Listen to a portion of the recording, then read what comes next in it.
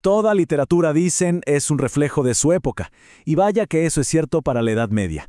En este periodo, la figura del héroe sufrió una de las transformaciones más espectaculares de la historia. Así que vamos a meternos de lleno para entender exactamente cómo y por qué pasó esto. A ver, pensemos un segundo en los clásicos. Todos conocemos a los grandes héroes de la antigüedad, ¿no? Figuras como Aquiles, como Ulises. Su fama se forjaba en el campo de batalla, en su fuerza bruta, en su astucia para alcanzar la gloria personal. Ellos y nadie más eran el centro de sus propias historias, de sus epopeyas. Entonces, este es nuestro punto de partida, ¿cierto? El guerrero de antes, todo era para él, para su gloria. Buscaba demostrar su poder, su habilidad. Pero el caballero medieval, ahí la cosa cambia por completo.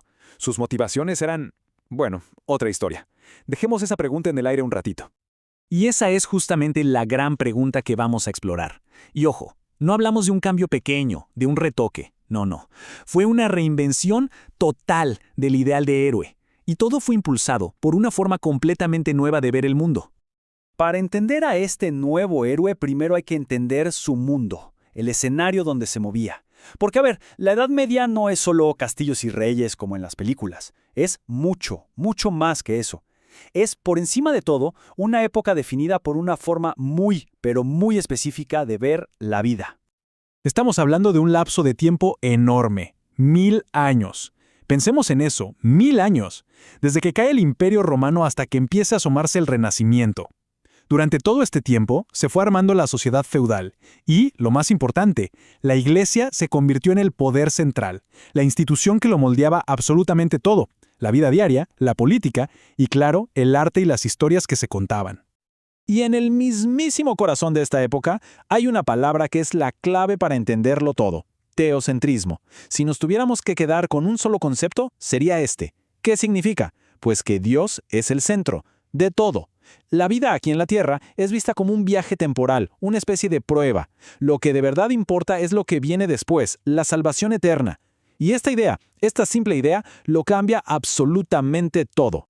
Claro, y esta forma de ver el mundo, este teocentrismo, se mete de lleno en la literatura, como no podía ser de otra forma. De aquí nace un código de valores totalmente nuevo, el código que va a definir a nuestro nuevo protagonista, el caballero. A ver cómo se va construyendo este ideal. Ok, estas son como las reglas del juego de la literatura de la época. No se escribía solo por entretener, que va, tenía una misión. El teocentrismo es la columna vertebral, por supuesto, pero fíjense en esto del didactismo, o sea que cada historia tenía que dejar una enseñanza, una lección moral. Y como la mayoría de la gente no sabía leer, estas historias se contaban, se cantaban, así que tenían que ser pegajosas, fáciles de recordar. Y aquí está el núcleo de todo, el meollo del asunto. El caballero ya no es ese lobo solitario que lucha por su propio nombre, no. Su lealtad tiene un orden claro. Primero Dios, luego su rey o señor. Su fuerza ya no es para presumir, sino para defender la fe y proteger a los débiles. Y el honor, eso se vuelve lo más importante de todo, su posesión más valiosa. Perfecto. Ya tenemos el escenario y las reglas. Ahora viene lo bueno. Vamos a ver cómo todo esto cobra vida en las historias que se contaban, en las grandes obras de la época. Empecemos por el plato fuerte, los cantares de gesta, las grandes epopeyas de la Edad Media. Y el ejemplo que todo el mundo conoce es, claro, el cantar de Mio Cid. Lo interesante aquí es que el tema central no es lo fuerte que es el Cid, sino su honor. Toda la historia trata de cómo pierde ese honor por culpa de un rey que no confía en él, y cómo tiene que luchar batalla tras batalla para recuperarlo, para demostrar que, a pesar de todo, es un vasallo leal y un buen cristiano. Y este ideal no se queda solo en las grandes batallas, también lo vemos en la poesía. Había como dos corrientes. Por un lado, la poesía popular, la del pueblo, anónima, más sencilla. Y por otro, la poesía culta, la de los trovadores en las cortes. Y aquí es donde nace algo fascinante, el amor cortés. El poeta se ve a sí mismo como un siervo, un vasallo, de su amada. Ella es una figura perfecta, casi inalcanzable. El amor se transforma en un servicio, en una devoción, casi como la lealtad que el caballero le debe a su señor. Y por supuesto, no podemos dejar de lado la literatura didáctica.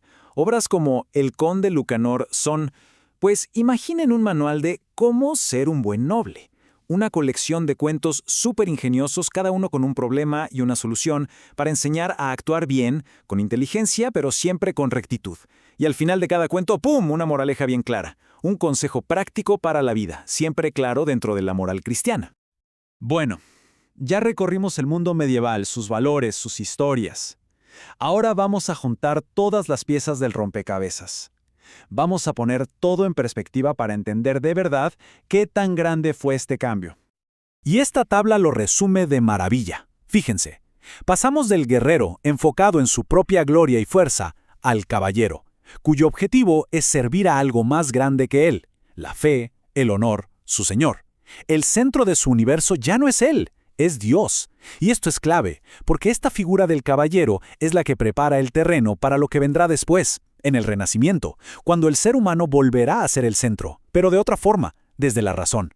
Así que el punto clave es este: el héroe medieval es como un puente, una figura que se define por sobre todas las cosas por su relación con Dios. Y con esto llegamos a la idea central, a lo que de verdad importa recordar. La literatura de la Edad Media no es solo una colección de cuentos de batallas, dragones o amores imposibles. Es, en el fondo, un manual de vida.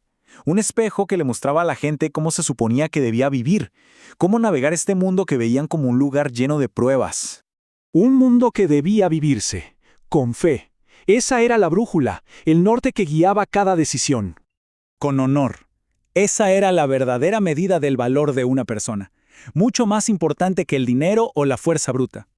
Y por encima de todo, con la mirada siempre fija en lo eterno, porque al final del día, en esa forma de ver el mundo, cada acción, cada batalla, cada poema, era solo una preparación para la vida que de verdad contaba.